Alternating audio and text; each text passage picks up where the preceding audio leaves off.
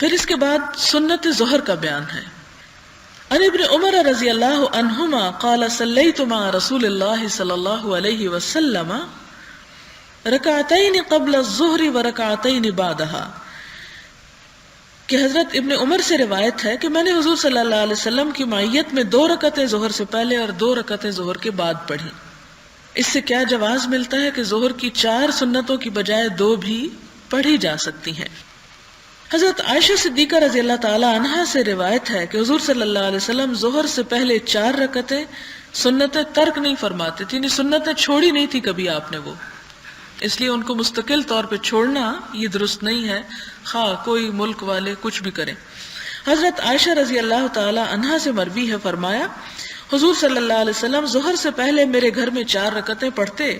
پھر باہر تشریف لے جاتے اور لوگوں کو نماز پڑھاتے، پھر اندر تشریف لاتے اور 2 رکعتیں پڑھتے۔ اس سے کیا پتہ چلتا ہے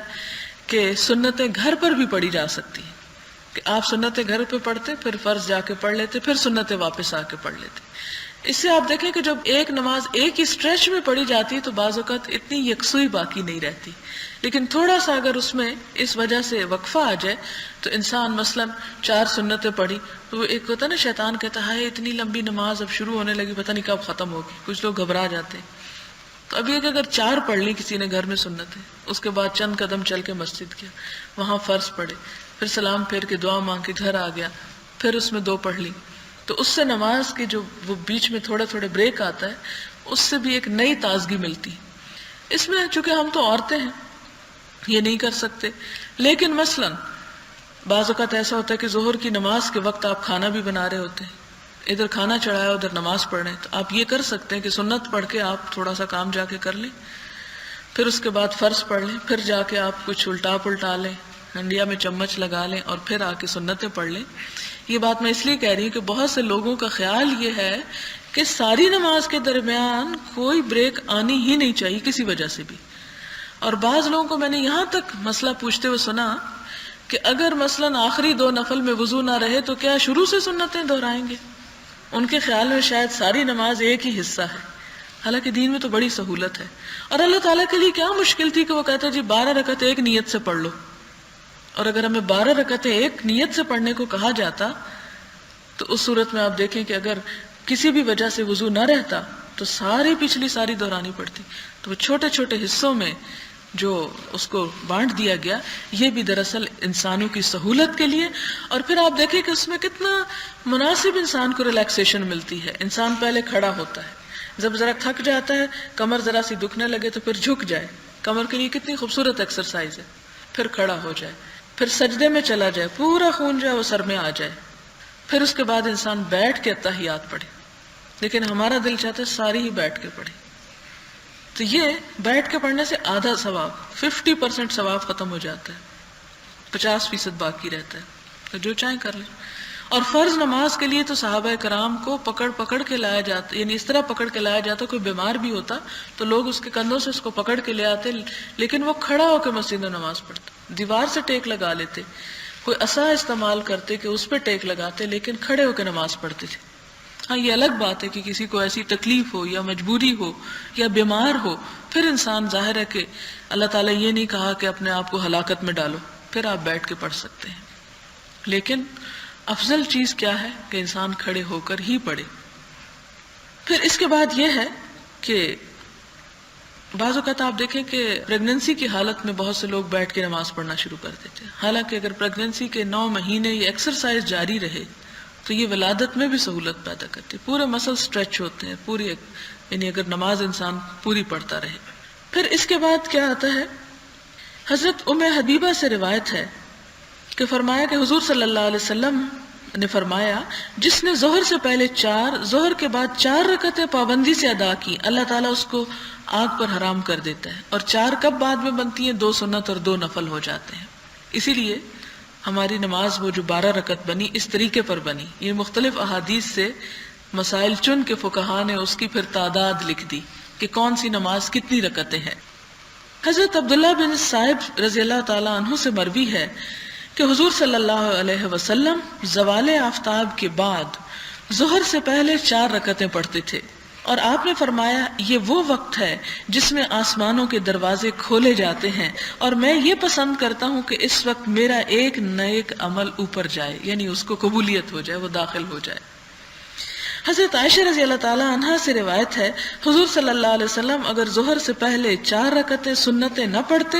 تو ظہر کے بعد پڑھ لیتے تھے۔ یعنی بعض اوقات یہ ہوتا ہے کہ آپ مسجد میں آئے ہیں اور جماعت شروع ہو چکی، اب کہتے ہیں کہ ہم چلیں پہلے، بعض لوگ یہ بھی کرتے ہیں وہ پہلے سنتیں پڑھنی شروع کر دیتے ہیں اور اتنے میں امام جو ہے وہ آخری رکعت پہ پہنچ جاتا ہے، تو اس وقت سنتیں چھوڑ دینی چاہیے، نماز جماعت کے ساتھ فرض ادا کرنے چاہیے، اور بعد میں پھر جو سنتیں پہلے رہ گئی وہ بعد میں پڑھی جا سکتی۔ بعض اوقات آپ کو یہ بھی ہوتا ہے کہ آپ نے جیسے کہیں جانا ہے، جلدی میں ہیں آپ، تو آپ فرض پڑھ لیں پہلے، اور آپ کو پتا ہے کہ میں اگر سنتیں پڑھنے لگی تو فرض بھی رہ جائیں گے، یا اگر نہیں پڑھتی تو اتنی لیٹ ہو جائے گی کہ آخری وقت میں نماز چلی جائے گی، آپ فرض پڑھ لیں اور اس کے بعد سنتیں جو ہیں وہ بعد میں پڑھ لیں، یعنی وہ کام پورا کر کے یا اس جگہ پر پہنچ کر یا اس کے بعد۔ باب سنت العصر، عصر کی سنتوں کا بیان۔ حضرت علی بن ابی طالب رضی اللہ تعالی عنہ سے مروی ہے، فرمایا حضور صلی اللہ علیہ وسلم عصر سے پہلے 4 رکعتیں پڑھتے اور ان کے درمیان مقرب فرشتوں، مومنوں اور مسلمانوں پر سلام کرنے سے فصل کرتے۔ اس کا مطلب یہ ہے کہ آپ صلی اللہ علیہ وسلم عصر سے پہلے یعنی اذان کے بعد 4 ایک طرح سے نفل پڑھتے، جس کو سنت غیر موقدہ کہا جاتا ہے کہ لازم نہیں ہے، اور اس میں فصل کرتے۔ فصل کا مطلب ہوتا ہے ان کو سیپریٹ کرتے۔ کس طرح؟ ان کے درمیان مقرب فرشتوں، مومنوں اور مسلمانوں پر سلام کرنے سے، یعنی التحیات پڑھتے، السلام علیکہ ایھا النبی ورحمۃ اللہ وبرکاتہ، السلام علینا وعلی عباد اللہ الصالحین۔ تو یہ مراد ہے ان الفاظ سے کہ التحیات بیچ میں پڑھ کے 2 کے درمیان بیٹھتے، پھر 2 اور پڑھتے۔ اس سے طریقہ بتایا گیا کہ یہ نہیں کہ 4 ایک ہی سٹریچ میں، بلکہ درمیان میں پھر تھوڑا سا ریسٹ کر لیا جائے۔ حضرت ابن عمر رضی اللہ تعالی عنہما سے روایت ہے کہ حضور صلی اللہ علیہ وسلم نے فرمایا اللہ تعالیٰ اس شخص پر رحم فرمائے جس نے عصر سے پہلے 4 رکعتیں پڑھی۔ دعا ہے آپ کی، لیکن اگر کوئی نہ پڑھ سکے تو اس پر گناہ نہیں۔ حضرت علی ابن ابی طالب سے روایت ہے، فرمایا کہ حضور صلی اللہ علیہ وسلم عصر سے پہلے 2 رکعتیں پڑھتے تھے، یعنی اگر 4 نہیں تو 2 بھی پڑھی جا سکتی۔ کتنی رعایت ہے، کتنی سہولت ہے کہ خوشی سے سب لوگ کریں، نہ کہ ایک مصیبت کے مارے۔ باب سنت المغرب بعدہا و قبلہا، مغرب کے بعد اور پہلے سنتیں پڑھنے کا بیان۔ اس باب کے متعلق حضرت ابن عمر اور حضرت عائشہ صدیقہ رضی اللہ تعالی عنہا کی 2 حدیثیں پہلے گزر چکی ہیں، اور وہ دونوں صحیح ہیں کہ حضور صلی اللہ علیہ وسلم مغرب کے بعد 2 رکعتیں پڑھتے تھے۔ حضرت عبداللہ بن مغفل رضی اللہ تعالی عنہ سے مروی ہے کہ حضور صلی اللہ علیہ وسلم نے فرمایا مغرب سے پہلے نفل پڑھو، اور تیسری مرتبہ ساتھ ہی یہ بھی فرمایا جو چاہے پڑھے۔ یعنی اس سے کیا پتہ چلتا ہے کہ ایک اذان کے بعد 2 نفل پڑھ لینا مغرب کی نماز سے پہلے جو ہے وہ کیا ہے، ایک نفل عبادت ہے، جو چاہے کرے اور جو نہ کرے وہ کرنے والوں کو برا نہ کہے اور کرنے والے نہ کرنے والوں کو برا نہ کہے۔ حضرت انس رضی اللہ تعالی عنہ سے مروی ہے، فرمایا میں نے حضور صلی اللہ علیہ وسلم کے کبار یعنی بڑے بڑے صحابہ کو دیکھا کہ وہ مغرب کے وقت مسجد کے ستونوں کی طرف جانے میں جلدی کرتے تھے، یعنی سنتیں ادا کر رہے ہیں۔ اور ستونوں کی طرف کیوں؟ تاکہ سترہ بن جائے، کیونکہ اب جانتے ہیں کہ جب نماز پڑھے انسان تو اس کے آگے سے کسی کو نہیں گزرنا چاہیے، اور نمازی کو بھی یہ کہا گیا کہ اگر ایسی کوئی بات ہو تو آگے کوئی چیز رکھ کے پڑھو نماز، یوں ہی نہیں کہ آپ درمیان میں مصلی بچھا لیں اور دوسروں کو گناہ گار کریں یا مشقت میں مبتلا کریں۔ تو صحابہ کرام جو تھے جس نے یہ نفل پڑھنے ہوتے تھے وہ ستونوں کے پاس چلا جاتا، یعنی ستون کو سامنے رکھ کے اس پیچھے نماز پڑھتا، تاکہ جو لوگ نہیں پڑھ رہے اور وہ صف بنانے کے لیے آگے جا رہے ہیں یا گزر رہے ہیں تو ان کو تکلیف نہ ہو۔ حضرت انس رضی اللہ تعالی عنہ سے مروی ہے، فرمایا ہم حضور صلی اللہ علیہ وسلم کے زمانہ میں غروب آفتاب کے بعد مغرب سے پہلے 2 رکعتیں پڑھتے، یعنی مغرب کے فرض سے پہلے مراد ہے، یہ نہیں کہ سورج غروب ہونے کے وقت۔ ان سے پوچھا گیا کیا حضور صلی اللہ علیہ وسلم نے بھی یہ رکعتیں پڑھی؟ فرمایا آپ ہمیں پڑھتے دیکھتے تھے اور آپ نے ہمیں ان کا حکم دیا اور نہ ہی ان سے منع فرمایا۔ یعنی یہ 2 رکعتیں جو ہیں، اس حدیث میں کیا پتہ چلتا ہے؟ اب آپ دیکھیں کہ ایک اور حدیث میں آیا کہ 2 پہلے پڑھتے 2 بعد میں پڑھتے، اور یہاں پر آیا وہ کہتے ہیں ہم نے پڑھتے نہیں دیکھا لیکن آپ نے ہمیں پڑھتے دیکھا ہے اور منع نہیں کیا۔ اس سے پتہ چلتا ہے کہ یہ جو بظاہر کنٹرڈکشن نظر آ رہی ہے یہ اتضاد نہیں ہے۔ جنہوں نے یہ روایت کیا کہ آپ پڑھتے تھے تو اس کا مطلب انہوں نے پڑھتے ہوئے دیکھا ہوگا، اور جنہوں نے یہ کہا کہ ہم نے پڑھتے ہوئے نہیں دیکھا تو اس سے یہ بات بھی پتہ چلتی ہے کہ وہ لازم نہ تھی، کبھی آپ پڑھ لیتے کبھی نہ پڑھتے، لیکن جیسے فجر کی لازم ہے کہ آپ ہر حال میں پڑھتے، اس طرح یہ مغرب کی نہیں لازم تھی۔ حضرت انس رضی اللہ تعالیٰ عنہ سے مروی ہے، فرمایا ہم مدینہ طیبہ میں تھے اور جب مؤذن مغرب کی نماز کے لیے اذان کہتا تو لوگ جلدی جلدی مسجد کے ستونوں کی طرف جاتے اور 2 رکعتیں پڑھتے، حتیٰ کہ اگر کوئی اجنبی آدمی مسجد میں آتا تو وہ بہت سے لوگوں کو یہ نفل پڑھتے دیکھ کر سمجھتا کہ جماعت ہو گئی ہے۔ یعنی جماعت کب نظر آتی ہے؟ جب لائنوں کی لائنیں ایک نماز پڑھ رہی ہو، یعنی اس کثرت سے لوگ اس نماز کا اہتمام کرتے تھے۔ عشاء کے بعد اور پہلے کی سنتوں کا بیان، باب سنت العشاء بعدها وقبلها۔ اس باب میں ایک تو حضرت ابن عمر رضی اللہ تعالی عنہما کی وہ حدیث ہے جو پہلے گزر چکی کہ میں نے حضور صلی اللہ علیہ وسلم کی معیت میں یعنی آپ کے ساتھ عشاء کے بعد 2 رکعتیں پڑھی، اور دوسری حدیث حضرت عبداللہ بن مغفل والی ہے کہ ہر اذان اور اقامت کے درمیان نماز ہے، یعنی عشاء کی جو 4 سنتیں ہم پڑھتے ہیں غیر موقدہ، اس کا کیا جواز ہے؟ تو وہ اس حدیث کو جواز بناتے ہیں جس میں آتا ہے کہ آپ نے ہر اذان اور نماز کے درمیان نماز پڑھی، تو وہ اس کو بیس کر کے فرض عشاء سے پہلے بھی 4 سنتیں پڑھتے، لیکن یہ بھی غیر موقدہ ہیں کیونکہ ان تمام سنتوں کے بارے میں آپ نے فرمایا کہ جو چاہے پڑھے، لیکن جو موقدہ ہیں وہ آپ کی ادا کردہ اور کبھی نہ چھوڑی ہوئی سنتیں ہیں۔ بعض اوقات آپ صلی اللہ علیہ وسلم فرض پڑھا چکتے، کوئی شخص آتا وہ مسئلہ مسائل پوچھتا یا کوئی وفد آ جاتا یا کوئی اور اس طرح کی مصروفیت ہوتی تو آپ فارغ ہونے کے بعد گھر جا کر بھی اس نماز کو یعنی ان سنتوں کو ادا کر لیا کرتے تھے۔ باب سنت الجمعاتی، جمعہ کی سنتوں کا بیان، یعنی جمعے کے دن کون سی سنتیں جمعے کی نماز کے ساتھ پڑھنی چاہیے۔ اس باب میں ایک تو حضرت ابن عمر کی وہ حدیث ہے جو پہلے گزر چکی کہ انہوں نے حضور صلی اللہ علیہ وسلم کی معیت میں جمعہ کے بعد 2 رکعتیں پڑھی، بخاری اور مسلم کی روایت ہے۔ حضرت ابو ہریرہ سے روایت ہے، فرمایا کہ حضور صلی اللہ علیہ وسلم نے فرمایا جب تم میں سے کوئی شخص جمعہ کی نماز پڑھے تو اس کے بعد 4 رکعتیں سنت پڑھے، یعنی اس سے یہ پتہ چلتا ہے کہ 2 بھی پڑھی جا سکتی ہیں اور 4 بھی پڑھی جا سکتی ہیں۔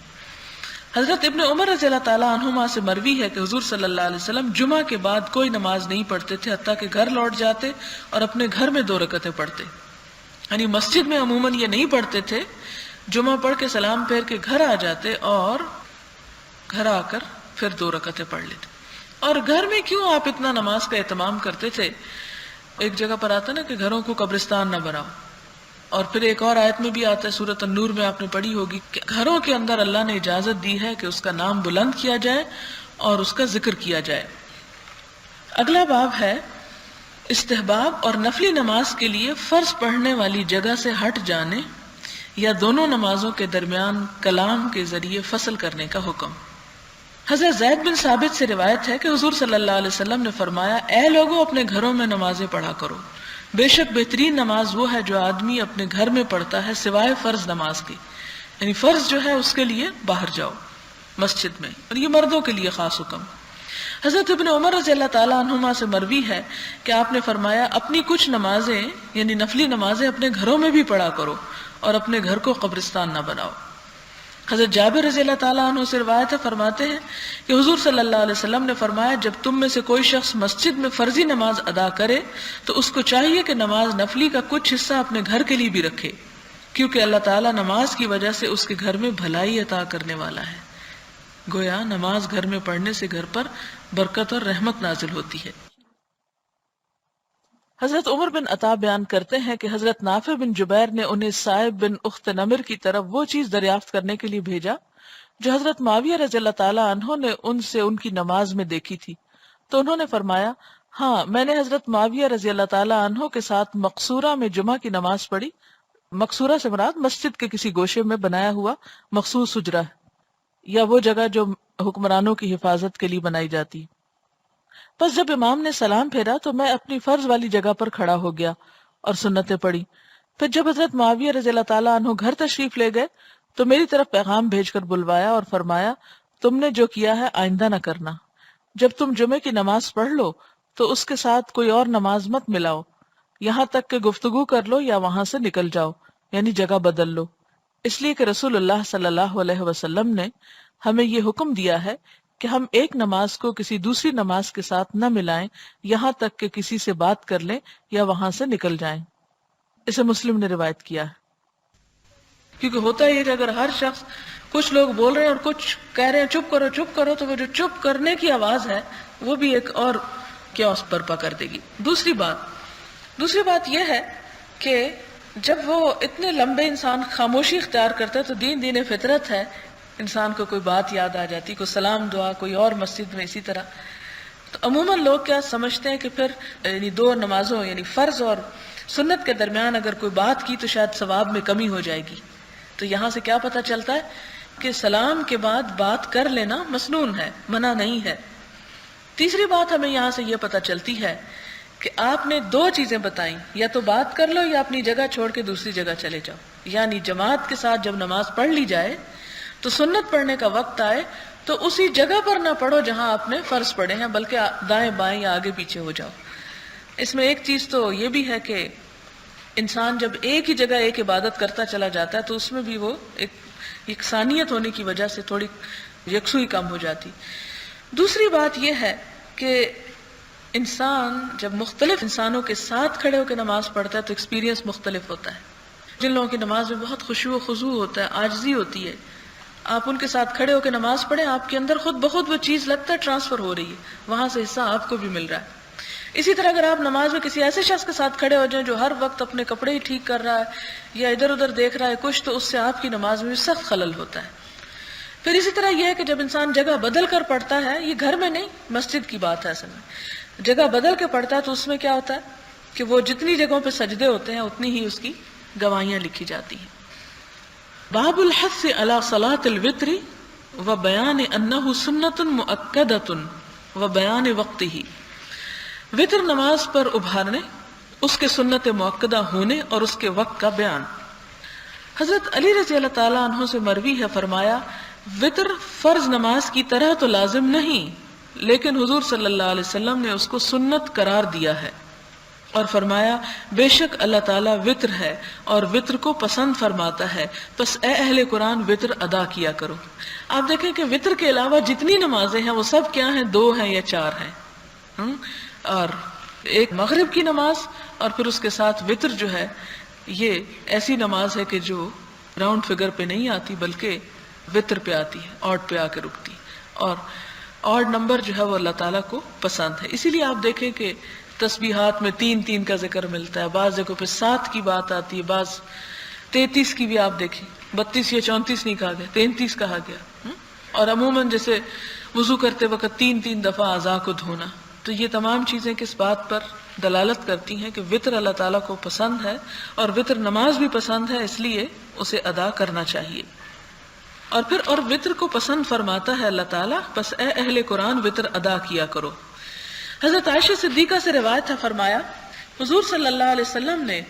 رات کے ہر حصے میں نماز وطر ادا کی ہے، یعنی عشاء کی نماز کے ساتھ بھی، درمیان رات بھی، اور فجر کی نماز سے عین پہلے بھی، یعنی کسی وقت بھی وطر ادا کیے جا سکتے۔ مثلا فرض پڑھنے کی بات ہے عشاء کے، تو وہ آپ سونے سے پہلے ہی پڑھیں گے،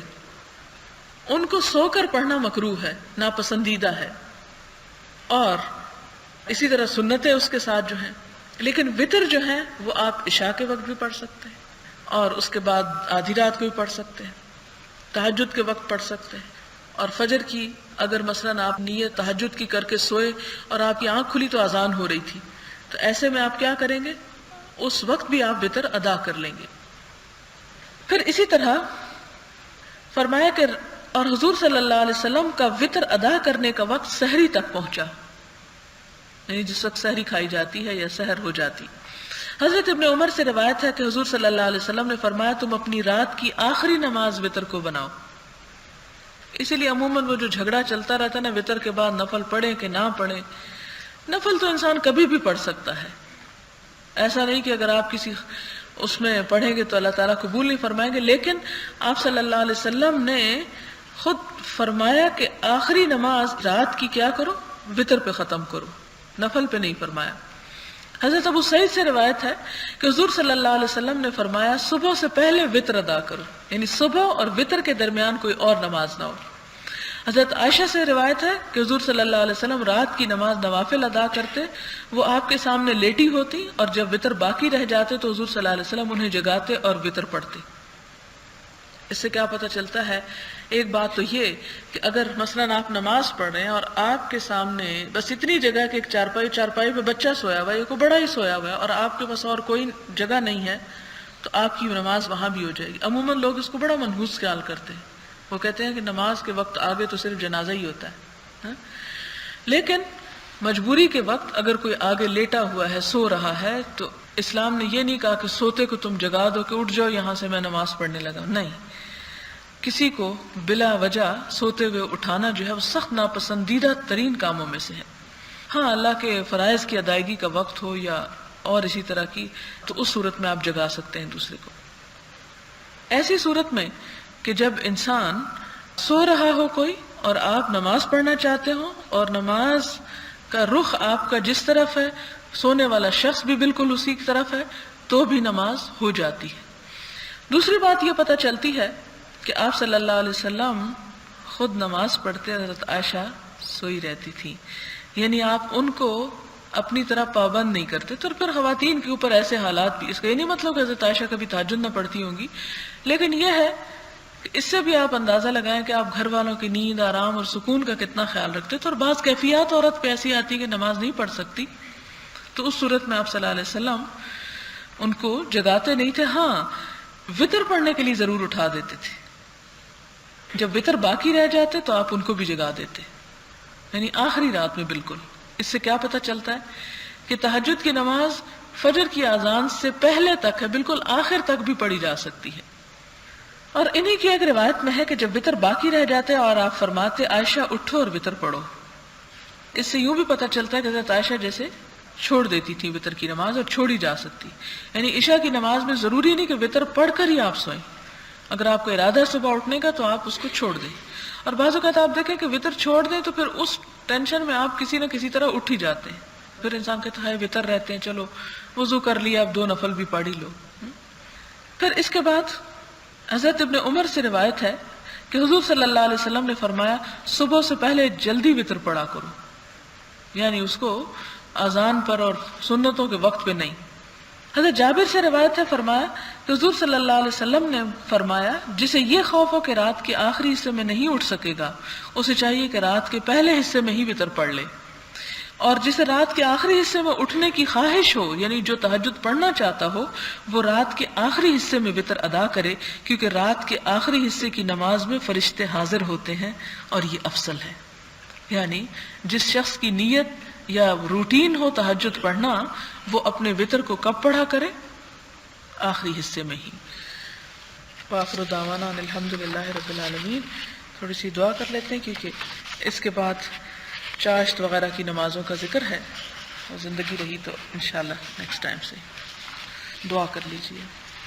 سبحان اللہ والحمد للہ ولا الہ الا اللہ واللہ اکبر ولا حول ولا قوة الا باللہ العلی العظیم.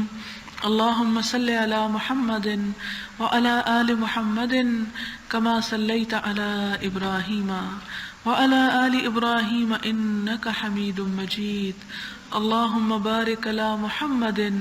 وعلی آل محمد کما بارکت علی ابراہیم وعلی آل ابراہیم انک حمید مجید. ربنا ظلمنا انفسنا وان لم تغفر لنا وترحمنا لنكونن من الخاسرین. رب انی اعوذ بک ان اسألک ما لیس لی به علم والا تغفر لی وترحمنی اکن من الخاسرین. رب اغفر لی ولوالدی ولمن دخل بیتی مؤمنا وللمؤمنین والمؤمنات. رب اجعلنی مقیم الصلاة ومن ذریتی ربنا وتقبل دعا. ربنا اغفر لي ولوالدي وللمؤمنين يوم يقوم الحساب ربنا عليك توكلنا وإليك أنبنا وإليك المصير ربنا لا تجعلنا فتنة للذين كفروا واغفر لنا ربنا إنك أنت العزيز الحكيم رب أوزعني أن أشكر نعمتك التي أنعمت علي وعلى والدي وأن أعمل صالحا ترضاه وأصلح لي في ذريتي إني تبت إليك لا إله إلا أنت سبحانك إني كنت من الظالمين رب اشرح لي صدري ويسر لي أمري واحلل عقدة من لساني يفقه قولي رب إني ظلمت نفسي فاغفر لي ربنا آمنا بما أنزلت واتبعنا الرسول فاكتبنا مع الشاهدين ربنا لا تجعلنا فتنة للقوم الظالمين ونجنا برحمتك من القوم الكافرين ربنا اغفر لنا ذنوبنا وإسرافنا في أمرنا وثبت أقدامنا وانصرنا على القوم الكافرين ربنا آتنا من لدنك رحمة وهيئ لنا من أمرنا رشدا رب زدني علما رب أعوذ بك من همزات الشياطين وأعوذ بك رب أن يحضرون رب اغفر وارحم وأنت خير الراحمين ربنا آتنا في الدنيا حسنة وفي الآخرة حسنة وقنا عذاب النار ربنا لا تؤاخذنا إن نسينا أو أخطأنا ربنا هب لنا من أزواجنا وذرياتنا قرة أعين واجعلنا للمتقين إماما ربنا اغفر لنا ولإخواننا الذين سبقونا بالإيمان ولا تجعل في قلوبنا غلا للذين آمنوا ربنا إنك رؤوف رحيم ربنا أتمم لنا نورنا واغفر لنا إنك على كل شيء قدير ربنا آمنا فاكتبنا مع الشاهدين رب إني لما أنزلت إلي من خير فقير رب إني لما أنزلت إلي من خير فقير رب انصرني على القوم المفسدين رب انصرني على القوم المفسدين ربنا لا تجعلنا مع القوم الظالمين حسبي الله لا إله إلا هو عليه توكلت وهو رب العرش العظيم اللهم إني أعوذ بك من جهد البلاء ودرك الشقاء وسوء القضاء وشماتة الأعداء ربنا تقبل منا إنك أنت السميع الدعاء وتب علينا إنك أنت التواب الرحيم وصلى الله تعالى على خير خلقه محمد وعلى آله وأصحابه وأهل بيته أجمعين برحمتك يا أرحم الراحمين إلهي سبحانك اللهم وبحمدك نشهد أن لا إله إلا أنت نستغفرك ونتوب إليك والسلام عليكم ورحمة الله وبركاته.